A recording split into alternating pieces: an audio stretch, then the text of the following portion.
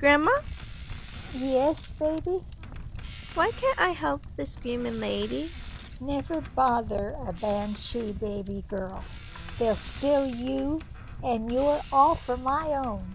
Remember, never follow a fairy. Okay, Nora? Okay. Remember, fairies aren't cartoons. Now, fairies are what now? They're tricky. That's right, they'll have you so turned around you'll never be able to come home. But we're safe here, right, Grandma? You're safe because you have me. And Grandma knows all the curses and all the right things to say to keep the fairies away, baby girl. Always remember what? My iron ring. And it's your best friend when you can't come home. Foxglove. It protects you from the love curse. Close the lost curse so it'll bring you home, baby girl. Oh. Okay, Grandma. That was the night Dad disappeared. He went out to go on a walk and never came back. Dad never believed in fairies, but after that night, when Dad died after hearing the banshee wail, I sure did. Everything changed when the fairies took over. You might be thinking cute little fairies with an attitude popularized by certain movies we watched as a kid. That's not how fairies we know today are at all. Typically, before this happened, the fairies were just in the woods. They're in the little fairy mountains and nobody really bothered them. Nobody touched them. But one day, everything changed.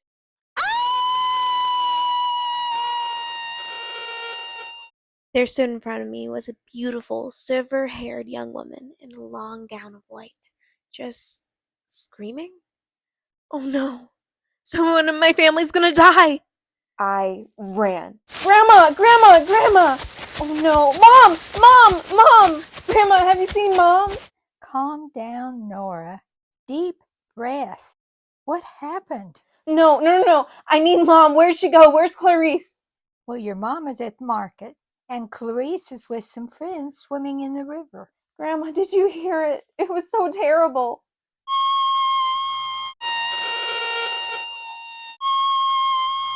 We have to go. Who first? Clarice is the most danger. Come on now. I had never seen my grandmother move so fast. Clarice was the youngest, only about 11. She was my little sister. Grandma was always warning her of the fairies. She never seemed to quite grasp it. Always taking off her iron rings and necklaces, the only thing protecting her from the fairies when she was out of the house. Quick! To the left! As we ran through the woods, I knew so well. There weirdly was a lot of hills I didn't recognize, until we were blocked in by said hills. Okay, time to go up the hill, I guess? No! Nora! Freeze! I froze, taking a step back, barely missing the hill. I thought it was just stories. Oh no! Oh no! Oh no! What do you mean? These aren't just hills. These are fairy mounts. What are you guys up to? Mom, you're okay! Of course I'm okay. Why wouldn't I be? No, Mom, Jessie. no! No! We screamed as Mom neatly placed her foot on the fairy grass on the mount. Suddenly, a bright light flashed so bright it felt blinding. We saw a terrible-looking being who would have been beautiful if their skin wasn't so gray or their eyes didn't glow so red. Their eyes were captivating, looking like blood shining behind a flashlight. Its old-looking gown didn't help its case either. What looked like was once a white gown was now yellow and tattered, deteriorating with time. It smiled sinisterly behind Mom, obviously upset by her presence. It reached, scooping her up from behind and subtly carried her off to God knows who where. We have to save her, Grandma! No! Nora!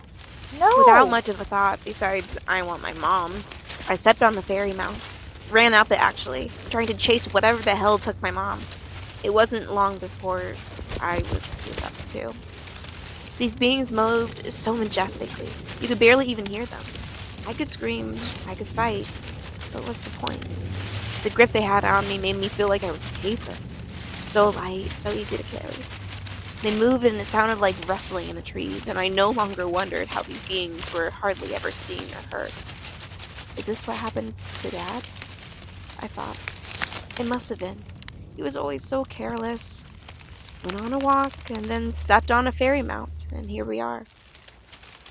The day we found Dad, his body was completely white, looking as if all the blood was gone. I knew it was over. I know there was no use in fighting. I accepted my fate. I'll never find Clarice. Hopefully she's okay, with her friends not drowning with mermaids, but compared to how the rest of the world looked as we passed tree after tree, I knew that probably wasn't the case. There was no way she was safe. I've never seen these woods I know so well have so many hills and so many random beings walking around as if they lived there, as if everything was normal. As I went over hill after hill after hill, suddenly the trees crowded and made an archway. What I was looking at felt like there needed to be lightning and darkness, but there wasn't. It was midday.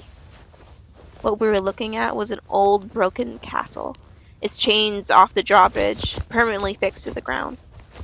Looks like something out of a movie, and I was not excited to go in, to say the least. As the being slowly walked into the large, creepy castle, carrying me and Mom, the smell of death filled the air, making my eyes water. It was so bad. Skeletons lined the floor, scratches on the wall, swords and bow and arrows, daggers, broken shields previously dropped trace the ground. But I was still being carried. Blood lined the walls the closer we got to the end of the castle. We entered a new room that opened up with high ceilings. The new room we entered strangely didn't have any blood, but boy did it have bodies. Soldiers, travelers, peoples in suits of all different ages. Skeletons, little kids, boys and girls alike. The only thing in common with the bodies that lined the room was 2 red dots on every neck. This was over for us. There was one thing alive, besides the beings that carried us into this room, and boy, did I wish I didn't see it. A freakishly tall man stood in front of me, if you could even call him that. He looked so skinny you could see his ribs. His skin looked dead, gray and sagging. Every nook and cranny of its bones showed. Messy white hair, blood-red teeth, looking so long it barely fit in his mouth. In fact, it overlaid past his lips, so crooked and so sharp. Surprised his teeth didn't cut his own skin. Strangely enough, this being was in a full suit, its ears sharpened and pointy just like its teeth. It looked like a vampire. When the word came into my head, I knew in fact there in front of me was some sort of Irish vampire fairy. I've only heard stories from Grandma about this, but I knew this was it. Welcome to my home and your death. Come, let me suck your blood.